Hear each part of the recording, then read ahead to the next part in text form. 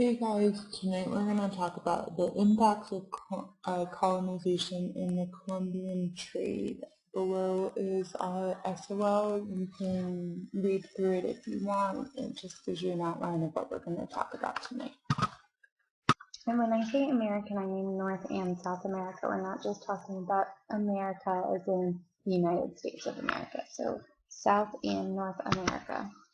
So the cycle of colonization. First, let's talk about the steps that happen when other countries are establishing colonies or colonizing other places. So first you have to have your explorers, like the men we talked about last night, the ones who are going to be the first to get on a ship, set sail across the nation, and discover new places. So first come the explorers. Once they find that place, next they send conquistadors or conquerors.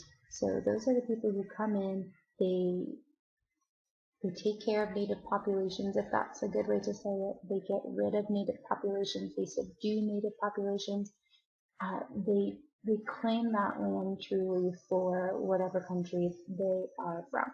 Next, you have missionaries. So the missionaries come in, they are the religious people who are coming to convert the native people or the indigenous people to that religion. So they're going to try to, since religion is so central to European countries at this time, that's a way of life, they're going to try to convert as many of the native people as they can so they can really integrate them into their own form of society that they're going to create here in the new world, the new colony.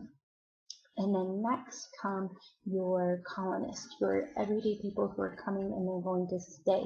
So they build homes, they build farms, they build towns, little towns, not anything big, but the necessities of life. They establish permanent residency here in the new colony. And then the final step is you're a full-blown colony. You have a system of government, you have churches, you have all of the trappings, all of the parts of a normal society that you would have back home, and try to recreate in the colony. So that's the cycle of colonization that these colonies in the New World, these places in the New World, are going to undergo under the European colonizers. So next, influence of Protestant and Catholic. So that kind of goes with those missionaries we were just talking about. In North and South America specifically, the Protestants and the Catholics were really important. These missionaries were important. They brought their faith, they brought their cultural practices, they brought their language. They really influenced the new land. They really influenced the people who were there. You can see the lasting impacts of these people today. North and South America are both Christian countries, predominantly Christian countries. Christianity is the #1 religion in North America and South America. South America is still heavily Catholic because Spain was or is heavily Catholic as well. And you see the lasting impacts that these Christians and Protestants who came to claim these lands had. So that goes along with the conversion of the indigenous people.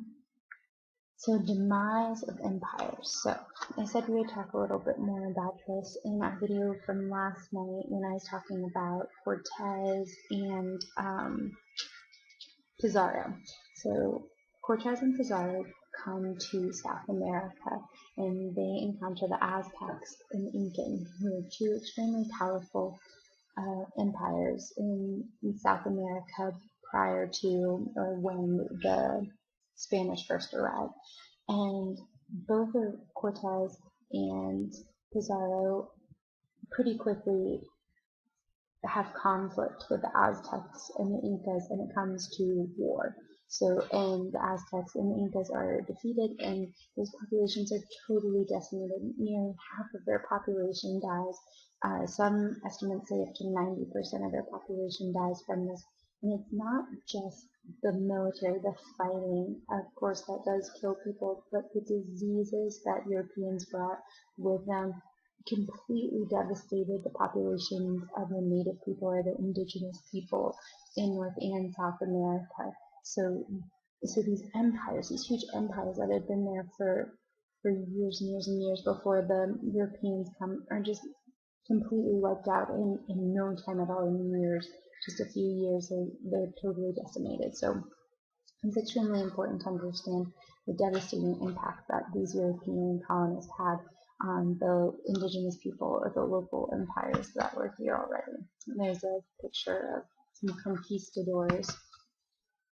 Next is colonial imitation of parent countries. What this simply means that these colonies tried to act and set up and live a lifestyle that mirrored or was the same as their parent countries or the countries they came from. So the Spanish colonists who come and live in the colonies in South America come and they try to set up societies that look just like those that are in Spain. They want the same cultural practices, the same social practices, they want the same forms of government, they want all of the things of their old life to be similar or the same here in their new life in the new world, in the colonies. All right, next. So those are kind of the consequences, what happens in North and South America because of colonization, because of these explorers, and then the countries they are exploring for colonizing those lands they found. Next, we're going to talk about the Columbian Exchange. First, the Columbian Exchange simply is the shipping or the trade network that existed that sent goods back and forth between the New World and the Old World. So the New World sent European country things, and the European countries, or I shouldn't say sent, but they introduced things to the European countries, and as well as Asia and Africa. And Europe, Asia, Africa introduced things to the New World, to North and South America, that neither of them had ever had before. So it's just these new things that have been introduced to the different sides of the world. So first let's talk about the Western Hemisphere, which is the New World, and the changes that they brought to European lives. So you can see this map that I put on your PowerPoint. It gives you examples of the things that were sent from the Western Hemisphere, or North and South America, to the Europeans. These were mainly agricultural products. You can tell that by the pictures. These are things, new things that people could eat. They were pretty important. I'm going to talk about a few, and then I want you to pause your PowerPoint and take a couple minutes and write down some examples of these agricultural products that you think were really important. So some of the ones that I know are important are sweet potatoes. Sweet potatoes are a staple in African and Chinese diets to this day. They're cheap, they're easy to cultivate, they have lots of nutrients in them, they're an easy diet and full of nutrients and things still fill in. So sweet potatoes are super important. Potatoes are super important. Ireland supported their entire population essentially on potatoes for a long time, and then when they had the potato famine, where they weren't having good potato crops, it really was a hard time. They lost a lot of their population to starvation because they couldn't have the potatoes that they were used to relying on. And corn becomes extremely important, not necessarily so much for eating for humans, although they do, but it becomes a huge staple in the diets of livestock in Europe. Those are some of the important ones I see, so go ahead and take a minute, pause your video, and list a couple of the ones that you think are important. Next, we're going to talk about Europeans and how they changed the lives of American Indians, were the native people in both North and South America. Remember, American means North and South America. So take a look at the different things that are coming on your map from Europe and Africa and Asia, that area that starts on the right side of your screen and moves over to the left side. Take a look at some of those. So coffee beans, that's huge. South America is a huge exporter of coffee now, and that would have never happened if it hadn't been for the Columbian Exchange. Bananas, citrus fruit, sugar cane, these are all huge agricultural products of South America and North America now that wouldn't have been there without the Columbian Exchange. But I want to turn your attention to a couple of really important things. One, livestock. Europe introduced livestock, cattle, sheep, pigs, and most importantly, horses to North and South America. If you hear historians tell you this all the time when you're studying the age of exploration, but that stereotypical picture you have in your head of an Indian on a horse is not historically accurate until after the Columbian exchange because they didn't have horses until Europeans came and brought them. And more importantly, in my opinion, are the diseases that the Europeans brought with them to the New World. You can see some over here: smallpox, influenza, typhus, measles, malaria. All of these things, these are horrible diseases that the native people or the indigenous people in North and South America didn't have an immune system to fight off. That means that they'd never been introduced to them, so when they did get sick from them, it was devastating. It was typically fatal. Even it'd be like if we got the common cold, if you had never been around someone with the common cold ever, you had never been around that virus your whole life, and then you suddenly were, it would be devastating to your system because it wouldn't have what it needed to fight it off. That's what happened to those native people, and that was what we just talked about, how it just devastated the populations. Disease killed hundreds, or probably tens of thousands, if not hundreds of thousands, of Native Americans.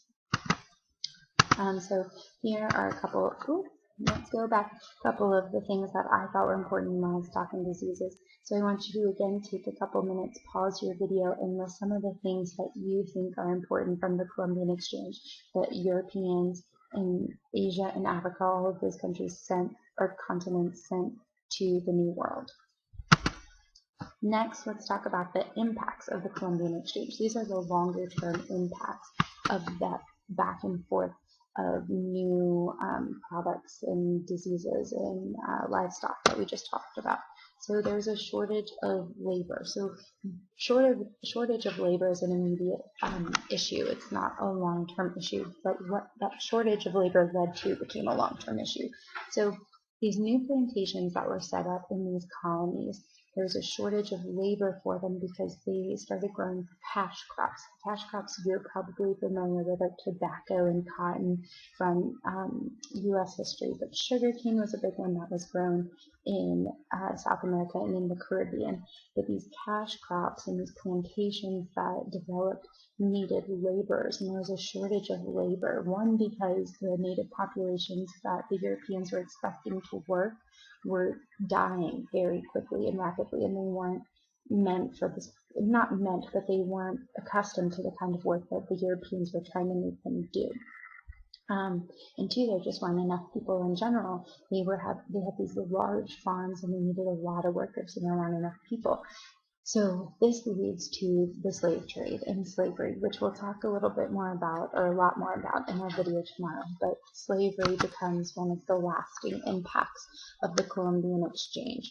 You see below one of the most graphic photos of slavery. It's a pretty important photo, and it's used in a lot of history classes to show how devastating, how tragic and awful slavery was. And slavery was based on race. This means that it was solely a race-based institution. African Americans were slaves.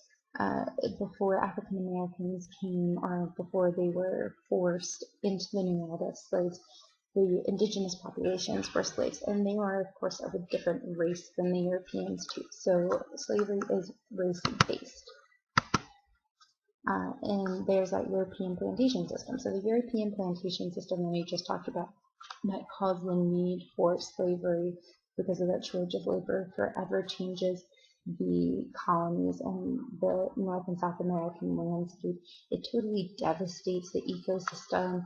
It destroys landscapes. The Europeans were utilizing that land for profit, and they didn't care exactly what they did to that land. They planted field upon field upon field of crops. They cleared trees everywhere they could. They were taking all the nutrients out of the soil. They were burning forest, and especially when you do sugarcane, you have to burn fields. It was just devastating to the ecosystems and the environment of the new colonies.